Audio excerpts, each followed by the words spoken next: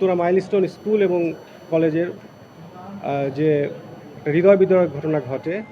বিমান এর আঘাতে, যেখানে প্রায় ৩৬ জন, কমপক্ষে ৩৬ জন মানুষ মারা যায়, তার মধ্যে ৩২ জন হচ্ছে ওই স্কুলের শিক্ষার্থী। সেই শিক্ষার্থীদের ৯ জনের পক্ষ থেকে তাদের পিতামাতা এবং Bangladesh legal aid and services trust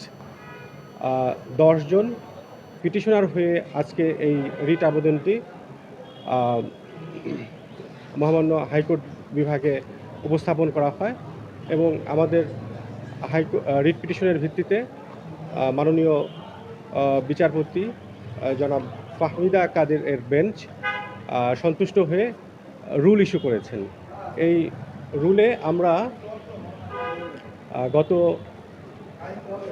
২৭ July ২০২৫ তারিখে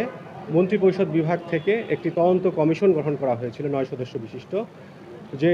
কমিশন গত ৫ নভেম্বর তারিখে বিগত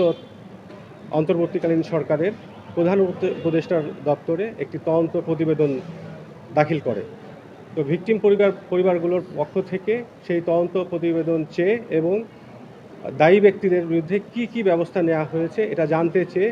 একটি দরখাস্ত দেওয়া হয়েছিল। সেই দরখাস্তের ভিত্তিতে কোনো ধরনের প্রতিকার না পেয়ে এই ভিকটিম পরিবারগুলো এবং Bangladesh legal aid services trust এই রিট আবেদনটি দাখিল করেন। সেই রিট আবেদনের প্রেক্ষিতে আজকে মহামান্য হাইকোর্ট বিভাগ রুল ইস্যু করেছেন যে কেন সরকার কর্তৃক এই যে তদন্ত প্রতিবেদন গণমাধ্যমে প্রকাশ করা এবং ভিকটিম পরিবারদেরকে প্রদান করা এবং দায়ী ব্যক্তিদের বিরুদ্ধে কি কি ব্যবস্থা নেওয়া হয়েছে সেটি সবাইকে অবগত করার যে ব্যর্থতা,